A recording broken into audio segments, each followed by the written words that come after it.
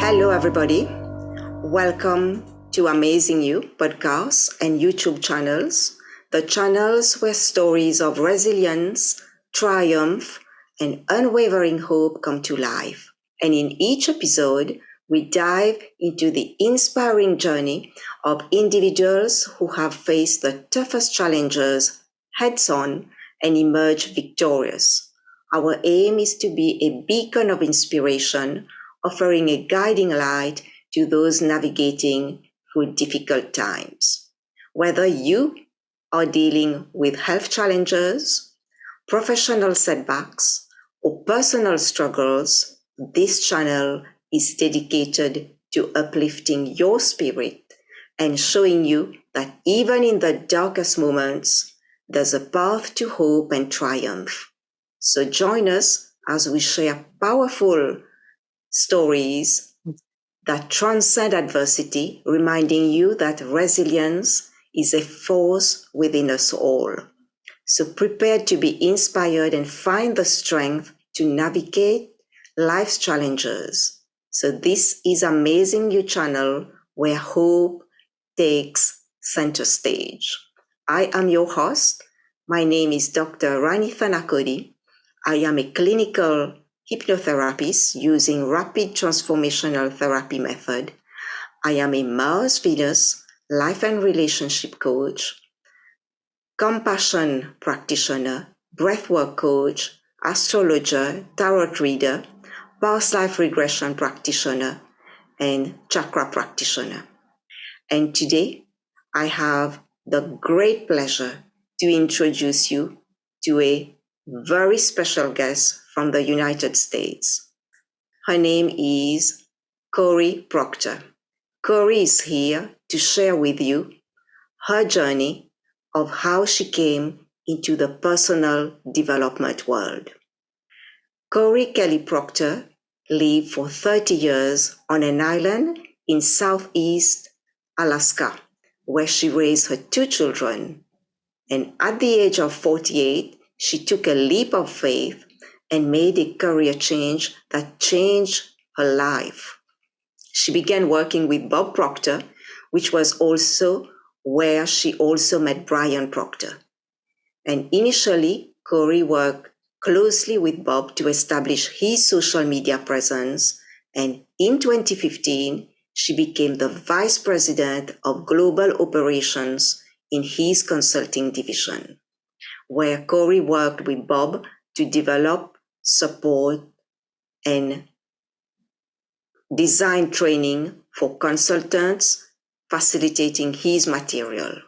In 2017, Cory and Brian were married, and in 2022, she left PGI to help Brian honor the groundwork that Bob spent 60 years laying for what we know now as the personal development industry. And her mission, along with Brian Proctor, is to profoundly impact the way that you live your life and the success you experience by sharing key principles based on the life and work of Bob Proctor, and by combining perspectives, experiences, and knowledge with Bob's teaching from inside his truest inner circle, that is his family and his closest friends. So very warm welcome to Amazing You, Cory. Thank you for that wonderful introduction. It's so good to be here. I am really, really happy to have you and really grateful that you took your time in this early morning where you are to share with the audience your journey, because it is a very special journey, and a lot of my people on my audience, they are not very familiar with the personal development. So I think along the way, as you share your journey, as you share what you have been doing, this will definitely inspire the audience. So I really, really love your message and your mission. So I'm very happy to be here and be a part of that. Thank you, Cory. So my first question to you, Cory, can you share with us the pivotal moment or inspiration that led you to transition at the age of 48, to transition careers at the age of 48, and what really motivated you to make that leap of faith to change your career? So it was a lot of things, but it came down to a question. But Right. let me set a little bit of context. Okay. I was living on an island in Southeast Alaska with my two kids. I was a single mom, and my son was getting ready to graduate from high school and would be going off to college out of state in California. And, there would be costs involved with that, out of state tuition, things like that. And to that point, I had worked for over 20 years in the dental industry as a dental hygienist. And I really loved my job. Okay. But what I loved about it was the community, the people, the connection to my patients, and the people I worked with. But I always felt like there was something more. It felt very rote to me, the same thing day in and day out. Yes. And so I was curious. I was curious about what I could do next. And I was given this opportunity to come and work on Bob Proctor's team. Right. And it was a very exciting idea, but also very, very frightening because I really didn't know what I would be doing. Okay. I had done the same thing for over 20 years and considered that my skill set. So I really wasn't sure what I would be doing. And I spent a lot of time debating this decision. I mean, it didn't feel very responsible. I was a single mom with a child about to go off to college. Okay. Was this a responsible thing to do? Changing careers at this age, at this point in time. But what it ultimately came down to for me was one question, which was, will I regret not doing this? If I don't take this opportunity and I stay on the route that is safe and comfortable and known, will I always wonder? Will I regret that? And that was really the deciding factor for me. And once I made the decision, the fear didn't necessarily go away. I kind of lived in the fear for some time as I found my footing within the industry. And it was a new industry for me. You mentioned in my introduction that I helped Bob build his social media. Well, that's not what I came in to do. And so it was a big learning curve for me. I had to really learn about social media in order to do that for Bob. It just that that was the gap within his company. Nobody was doing that. So I raised my hand to figure that out. And it was really a great decision for me because what ended up happening was I got to work every day with Bob on the phone. And I really got to see and understand who he was. And I got to really see his heart. And I got a master class in the material.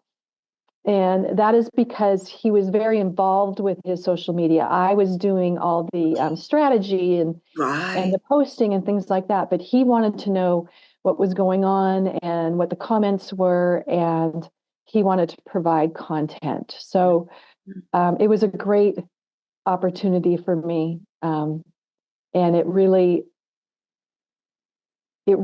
taught me about the power of this material to change lives.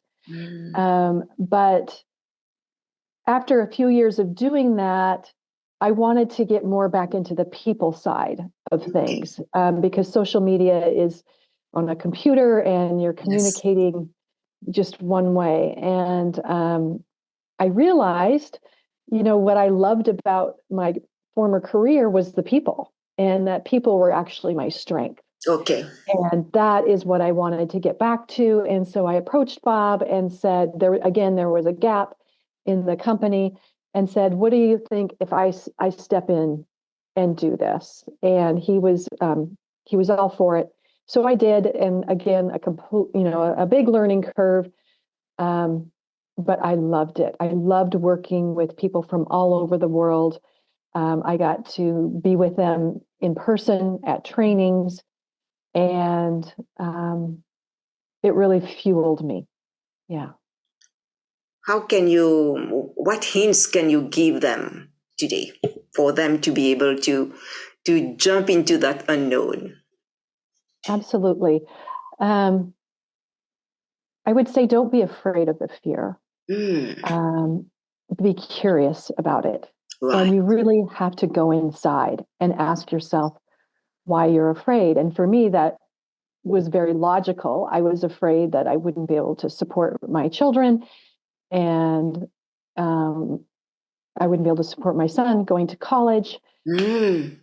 So one of the first things I had to do was I had to stop sharing my decision making with other people, because I noticed they looked at me like I was losing my mind, like I might be crazy. I had a stable, good career, and you're thinking of doing something else at this point in your life. Is that the right thing to do?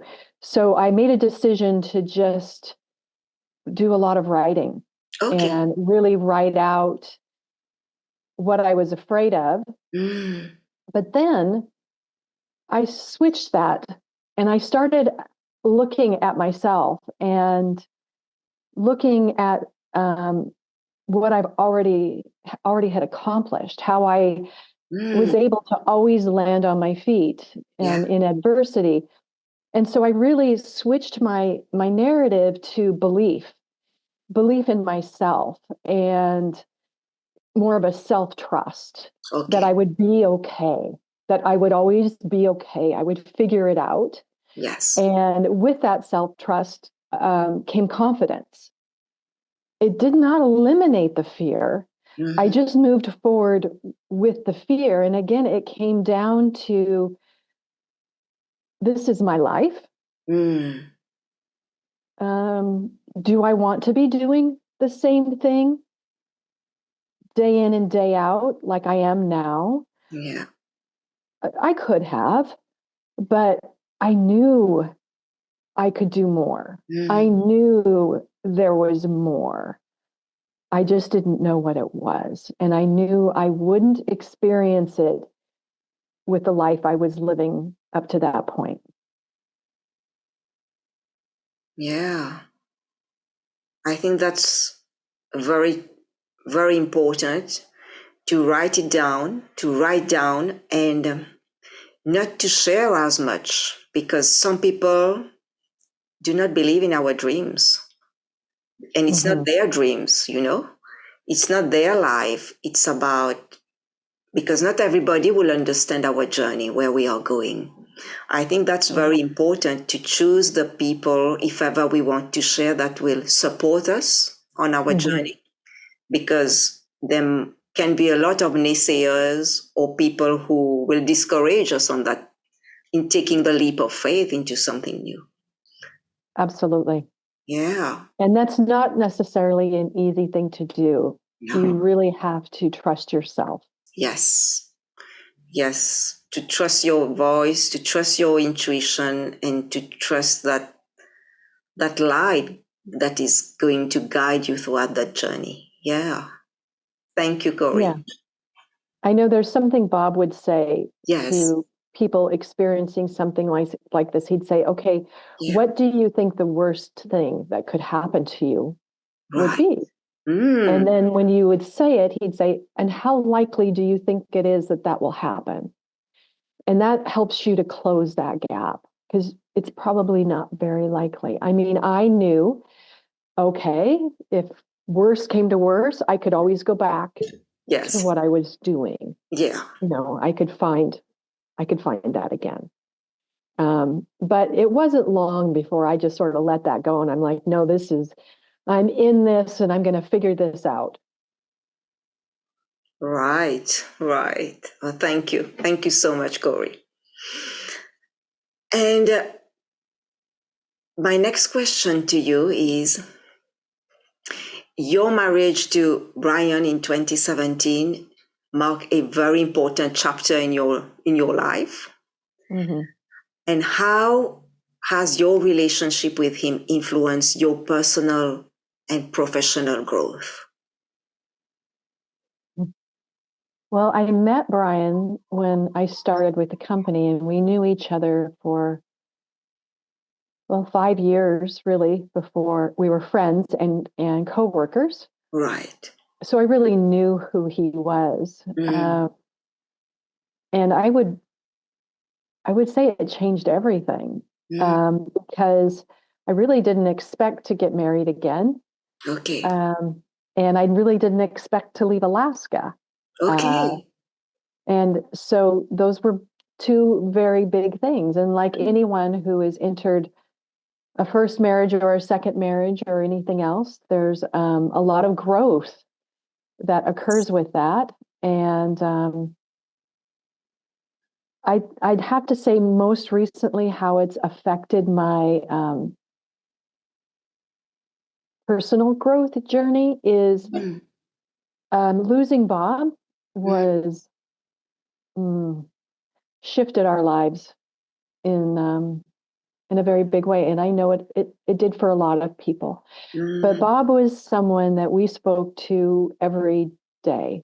Every day. He was very present in our lives. And so losing him was big. And what I saw with my husband was he really developed an intuitive decision-making confidence. Okay. And I have really learned to just respect that and believe in it and I don't question it, at least not outright to him, because I see him stronger than I've ever seen him before. And part of that is he's had to be. And the other part is we have a mission, and you read that mission. Yes. And it's really to honor the groundwork Bob Proctor laid for the industry that we know today. There's personal development in the 60s is not at all what you see today. It wasn't nearly as popular. And it's important to us that people understand how Bob came into this and the path he paved for so many others, and just how his message is really the basis for all the programs, everything that's out there. And his development of that language over the years so that anyone could understand it, regardless of language, status, culture, anything. Not only could they understand it, but they could apply it. And so, after he passed away, Brian and I both left PGI, just really listening to our intuition on that.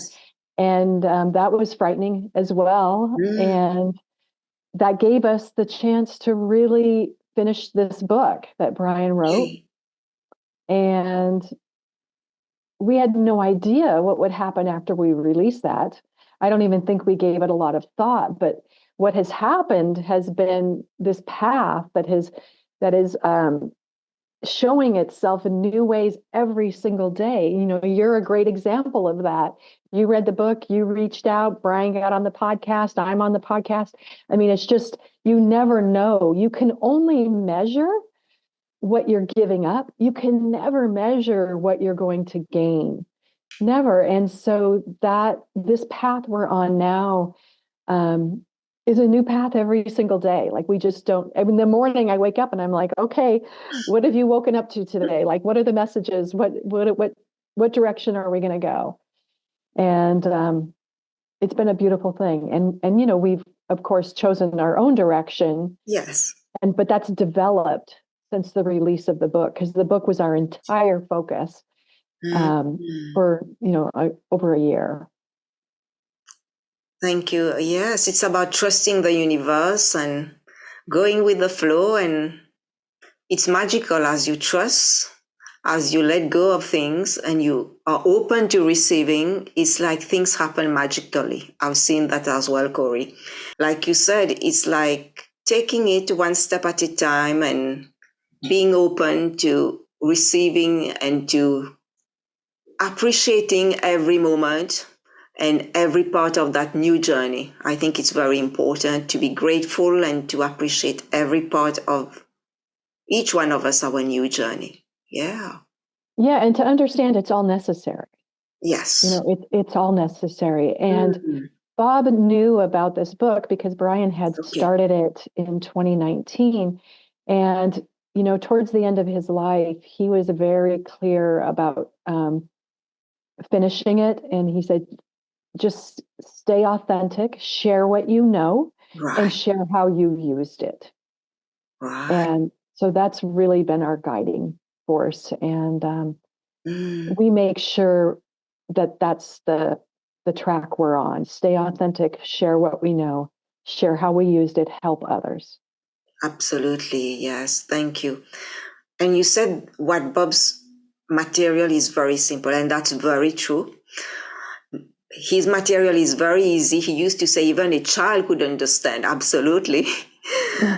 And looking at Brian's book as well, even a child could read that book. And I'm so glad that the writing of that book is made so simple that everybody can understand. It's like as if reading Bob material again, listening to Bob material, which is so great because it's not about learning things that are complex, because this will confuse us, you know. It's the most simple things are, the better it is. And I like that the book is like that, very simple, like Bob material. Yeah, that was by design. Yeah. And, you know, then when I was doing the editing, that was something I was always thinking about, you know, other people reading this from other backgrounds, other cultures, other languages, you know, what can they still get the important message from this message? So that was the goal, and to keep the language and you know, we learned from Bob, so it's what we know. Yeah. It's what we know. I mean, Brian was being programmed by Bob while Bob was reprogramming himself. I mean, he had picked up Think and Grow Rich just 2 months before Brian was born. And so they've been on that journey together. And for Brian, it was a programming, and for Bob, it was a reprogramming. So it's an interesting perspective. Yes. Thank you, Cory. And having worked along with Bob for so many years, what has been for you the greatest lesson you've learned working alongside with him, and the best memory that you can share with us? I'd say the biggest lesson is gratitude. To always come back to gratitude with whatever struggle you're having. Yeah. Stop, take a breath, look around, be grateful that you're here right now, living this life. Yeah. I really think, I mean, there's so many lessons, so that would be hard to identify, but I will share. Bob passed in February of 2022, and I had some of his handwriting from a journal in my possession. And on his birthday, July 5th of 2022, when he was no longer with us, and I'm not a tattoo person, but I went out and I had I am grateful for, and this is Bob's writing. Wow. Put here. I did it without even talking to Brian about it. I had that writing in my purse, and I stopped at a Beautiful. tattoo parlor. I've never been in one. And I mean, it just sort of happened. And it's a beautiful reminder to Mm, stay in gratitude, because you can always be grateful, yeah, right? yeah. So I mean, like I mentioned, there's so many lessons, but this is the one that Mm, is forefront all day, every day. And I write gratitude in the morning, and I'm grateful not for just my life and what's in it currently, but what I'm working towards. yeah. And so, like a future gratitude. I'm grateful for Mm, uh,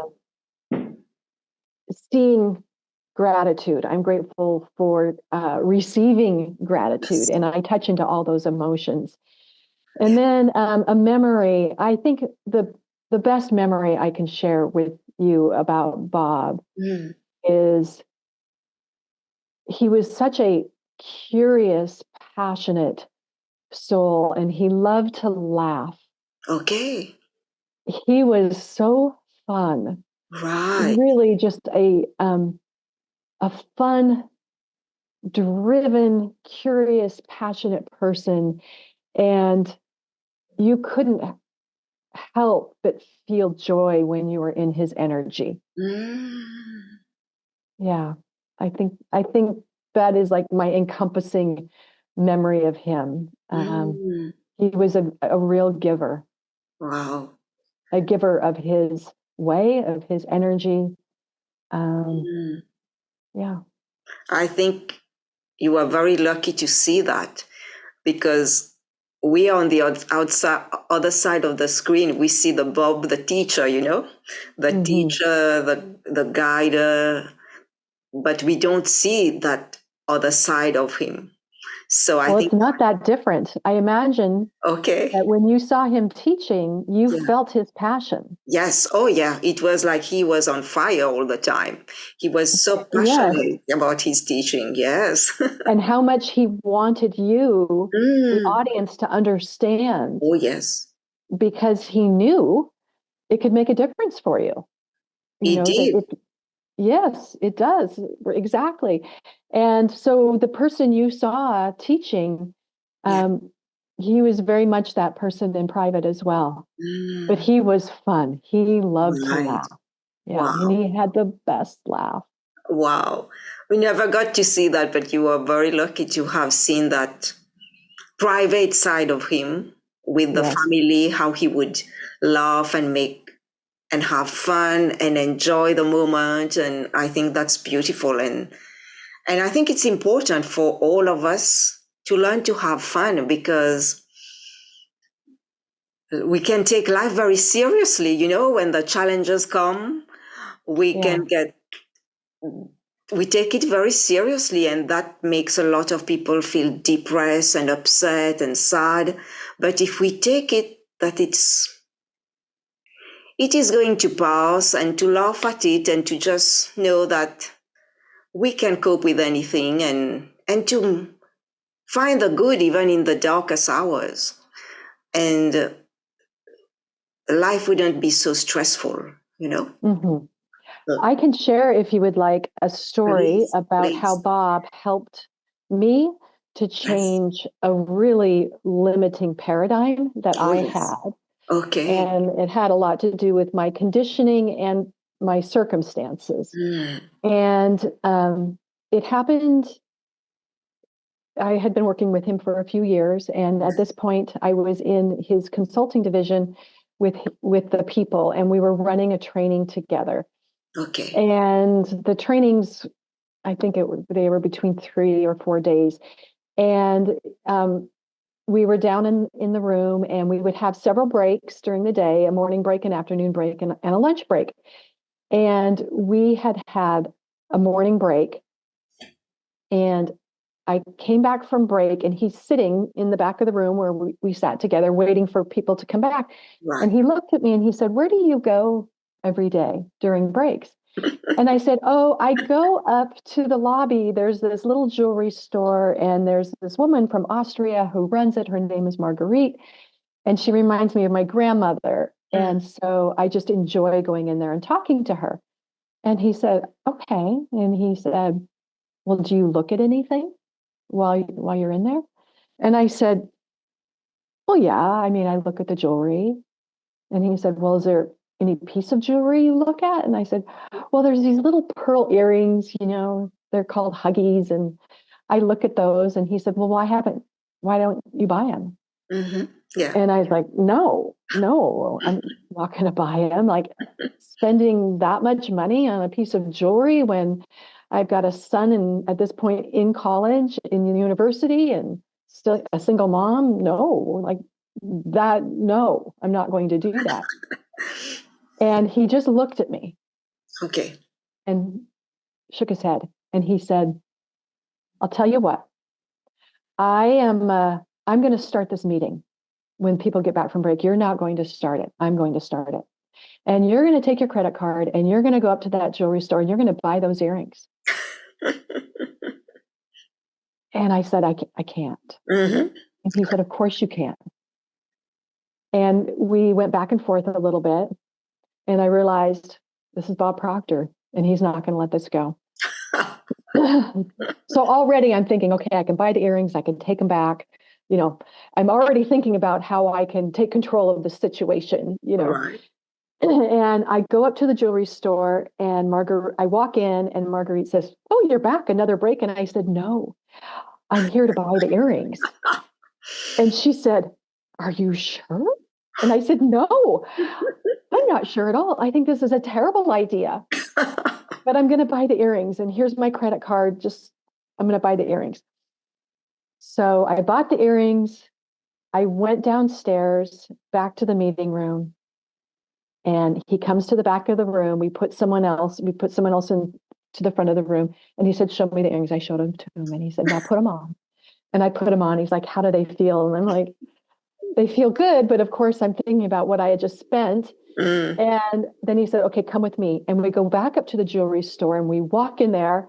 And Marguerite, again, what's going on? And he said, Marguerite, show me the pearl necklace that goes with those earrings. Oh, wow. And she pulls out this beautiful pearl necklace and he throws out his credit card and he purchased the pearl necklace for me. Right. And he said, I want you to put that on. We go back into the meeting room. I'm wearing the pearl necklace. I'm wearing the earrings. And I'm back there thinking, who am I? Like, I'm in this pearl necklace. I'm wearing these earrings.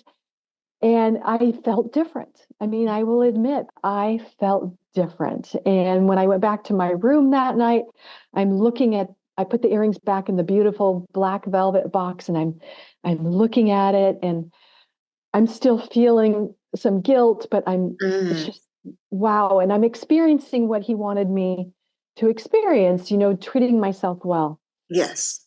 And so we get to the last day of the event and I'm wearing the pearls Right. and I'm wearing the earrings.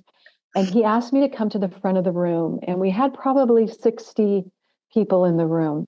And he said, Cory, I want you to share with the room what you did this week. And of course, my thought is they're going to think I'm so irresponsible. But I tell the story. Okay. And then he said, now, how did the earrings and the necklace make you feel? And I said, it's special. I guess I didn't see myself as someone who would have these things. And he said, okay, now when you go home to Alaska, I want you to show those earrings to your children and I want you to tell them what you spent on them. And I'm thinking, there is no way I'm doing that. That's nuts. I mean, I can't feel good about that. And so we argued a little bit. And then I finally said, okay, if I'm going to do this, please tell me why it's important that I do this. And he said, because you need to show them that it's important to take care of themselves. And you're not doing that. Yeah. You're taking care of everyone else and you're not taking care of yourself. And you need to show them the difference. And as frightening as that was, it made sense to me. And I went home and I told my kids, and they were happy for me. Oh. They didn't judge me. They didn't question me. They thought the earrings were beautiful. And Bob labeled those my paradigm shift earrings, and I keep them on a glass box right here in my office, and I see them every day, and I wear them still frequently. Yeah. But it was a very powerful lesson for me, and it's something that I use, that physical reminder of the earrings, of how important that is to honor yourself and take care of yourself. Put on your own oxygen mask first. Otherwise, you cannot be fully present for others. And it was, I mean, when we talked about gratitude being a Bob lesson, that was a very big personal lesson for me. Yes. Thank you so much for sharing that beautiful story of that necklace, of your necklace and your earring, because putting ourselves first is something that many of us don't do. We put everybody first, and mothers especially. Mothers especially, yeah. Yes, they put everybody, and they give and give and give, and they feel depleted at the end of the day. Mm-hmm. And they lose themselves in that, and they don't have any more to give at some point. So I think it's a great reminder to the audience. Remember that you are the priority of your life. And it's about first giving to yourself, because when you give to yourself and you feel good, the people around you will appreciate you more. They will value you more because they know you take care of yourself. Yes.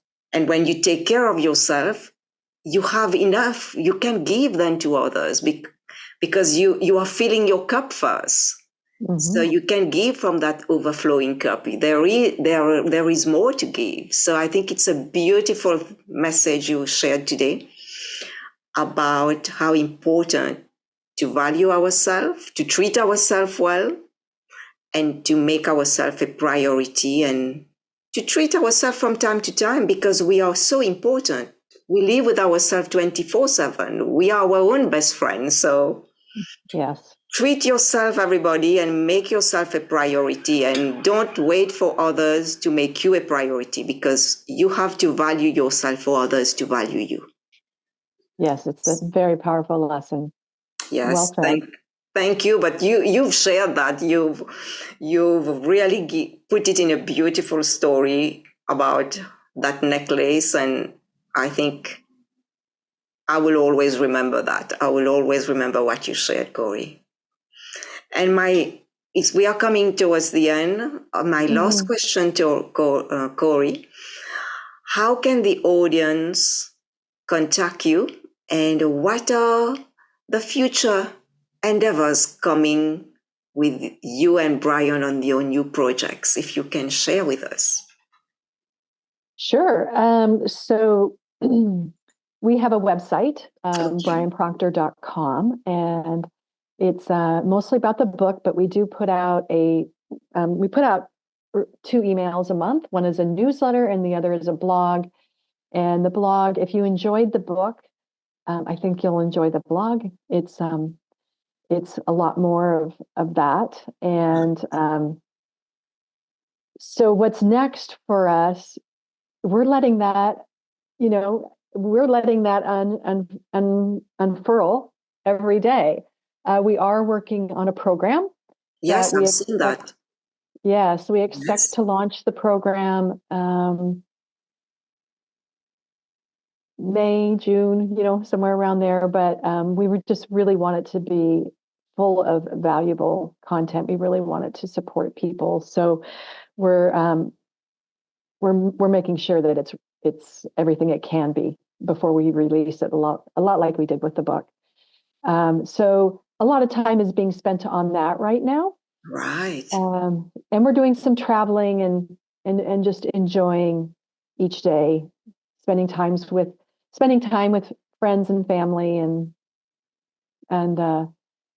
making sure all those relationships are strong. That's beautiful.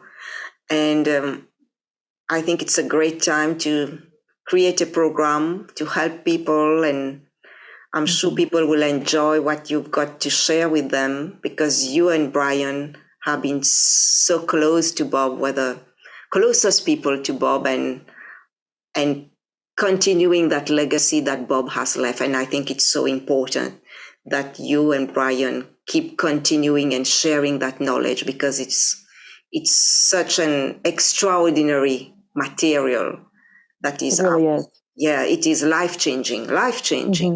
Yeah, it has changed my life, the way I think. And I tell everybody about Bob and the material I learned. It's unforgettable. It's like turning a light on. Absolutely. And anyone can do it. Anyone can apply the principles. Yeah. In fact, the name of the program is Proctor's Principles. Okay. Yeah. It's beautiful. Yeah. So thank you so much, Cory, for taking your time to be with the audience. I wish you and Brian a lot of success in that great endeavor. And I would say big thank you to the audience for watching, sharing, and listening and subscribing. And we'll see you all very soon. Thank you so much, Cory. Take care. Thank you. Bye-bye. Bye.